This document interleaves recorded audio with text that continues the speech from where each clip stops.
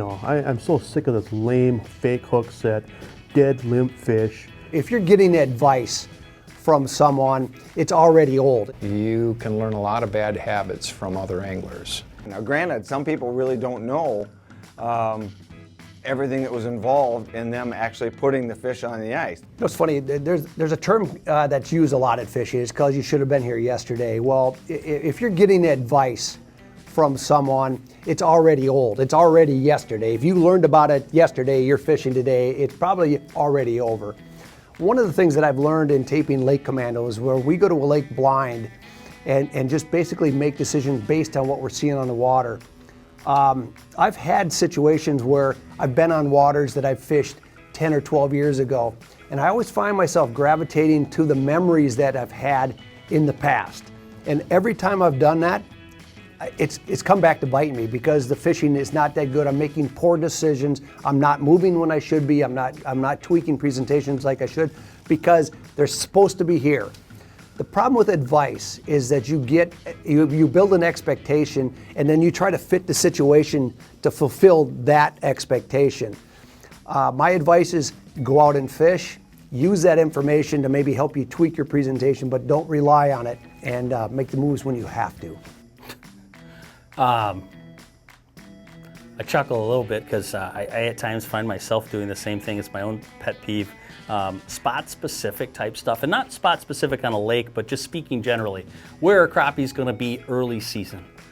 Well, tell me what lake and how many times have I fished it. And fish location is such a variable thing, and it changes seasonally, obviously. We all know that.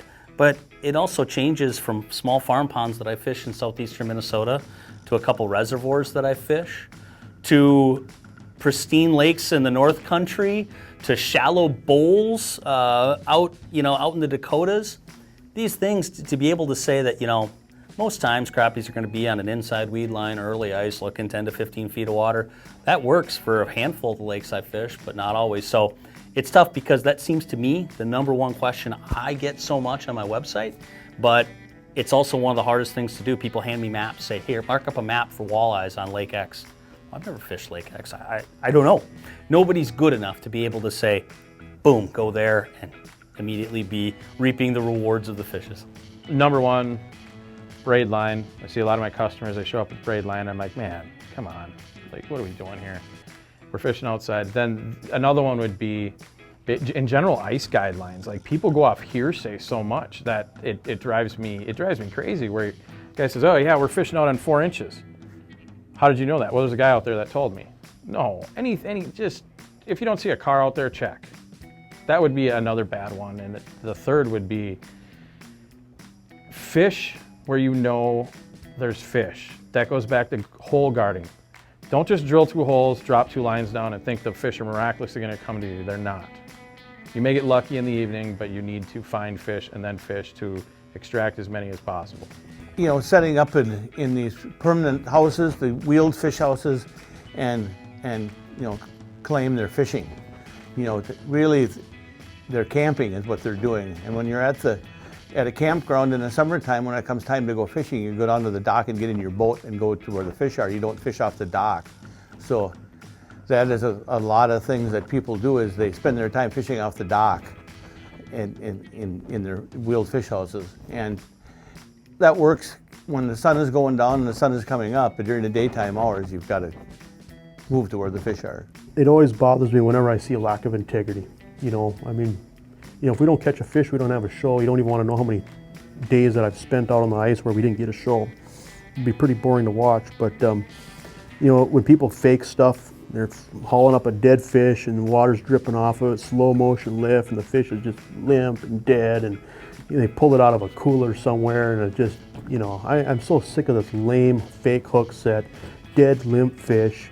You know what? Let that fish growl at you. The fins pop up, and if you're a good enough fisherman to be a professional fisherman or whatever, go catch your fish on the lure you're saying you're catching on, and have some integrity. And there's things that lack integrity, So sometimes you see just stupid stuff where, like a spooler reel, a flyer type reel, phenomenal tool at times for really tough bluegills where you have to just hang that jig and you can manage your line for longer periods of time. You're still going to get twist built up in it, but don't hold up a 5-8 pound walleye that somebody else caught and pretend that this is the tool to use. Sometimes you watch some of this stuff and at the end of the day, people become a worse fisherman, and there's just a lot of kind of some crud to filter through, I guess, and just get back to some integrity. I think there's a whole, the people in the fishing industry that have that are really successful, and for whatever reason, it's amazing how many people haven't figured that out. Too much drilling is not good. It actually, after a while, you could spook fish right out of an area. It does create a bite. There is a time to drill a lot, but there's also a time to fish. And when I want to go fishing, I don't need the drill thrill going on. Somebody that just got a new drill and they want to see if they can dull the blades. And I've been there, but I always drill to a point of when I need to stop and when I find the spot. There is a time to drill and a time to relax and fish. The ice is safe. I would say be very careful. Ice safety is the utmost. You can't take it back. I've been doing this for many, many years, and more times than not, unfortunately, it is a recovery. One of the problems that young guides have is they want to catch all the fish. They want to show their clients, in the guiding business, they want to show their clients that they're the best fishermen on earth. And that's really, a lot of us all started that way. I mean, I'm not going to put a guy down for doing it, but it has to be a level of where you stop doing that and you start teaching. And I think a lot of young anglers today think that, if I got the flashy shirt, the new boat, and the new truck and run up and down the road, that everybody's going to notice me. It's almost like the NASCAR version, but it's so far from the truth. You give me a guy who has the passion, who has the commitment, and understands when it's time to talk and when it's time to listen, then I got somebody I can work with. But if you take all that away and I get somebody that thinks they know everything, I learn something every day when I'm fishing. Every day, after all these years and thousands of days on the water, there's always one little thing that I might do to catch a fish or have my client catch a fish. It has to do with the tournament world, which could basically relate to your personal fishing too. Is that I think the general rule of thumb was go fish the small tournament circuits and learn how to do your gig, and if you're good enough, then you can graduate up to the big ranks. And I really don't believe that. I think that's the wrong take. I think that you are much better off to go fish like the NWT circuit for 1 or 2 years as a co-angler and jump right into the fray. Is it expensive to do that? Sure. But unless you have something invested in it where it forces you to put the time and pay attention to why you did poorly and talk and make friends to the guys who have good habits because they're making a living in the sport, you can learn a lot of bad habits from other anglers. I think the worst recommendations I hear fishermen give each other is generic information. I caught it on a jig. I caught it on a spoon.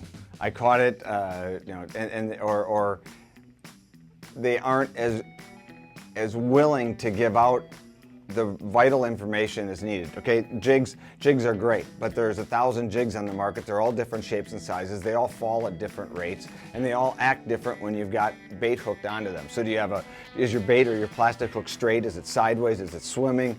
Are you jigging it fast? Are you jigging it slow? Are you dragging it on the ground? And the same thing goes for ice fishing. Spoons are all different shapes and sizes. Some of them swim out to the side, and they rattle. Some make noise, some don't. So I think that one thing that I get frustrated with is the detective work that is necessary when you have a conversation with another fisherman, that especially the guys that you work with all the time, about how, when, and where you're catching your fish.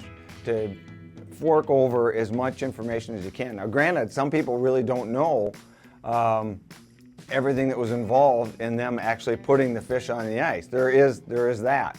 But for the most part, the more about those details you know, the better angler you're going to be, and then if you can pass that information off to the next guy, everybody's going to catch more fish, and then you're going to learn back from them, or maybe they took it to the next level and increased the catch even more. They're fishing 50-pound test with a bait, and they don't realize they need to really use like a really thin diameter. That would be one, or the other thing, maybe like you know, a guy telling another guy that, you know, I've heard both things. I've heard guys say, I've been sitting in my shack drilling a hole while the customer's jigging and catching a 25-pound brown. And I've had someone else tell me, you can't make any noise or you're gonna, and I've seen it too, where, you know, you're making noise, and I've seen the fish leave, and I've seen where you're making noise and the fish stay.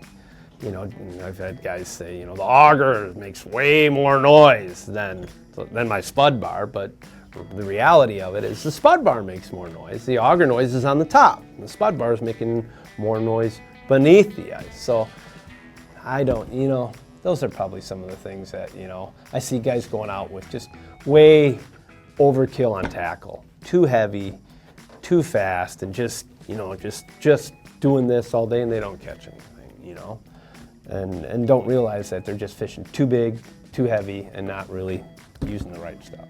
Oftentimes, secondhand fishing information's great, don't get me wrong, but you know, a lot of times you just got to go out and find them yourself. A lot of times when you get secondhand information, it can be 2, 3, 4, even a week old, and you know, if you focus more on learning your electronics and learning how to find fish versus learning how to find fishing information from others, you're going to be way better off. You're going to catch more fish.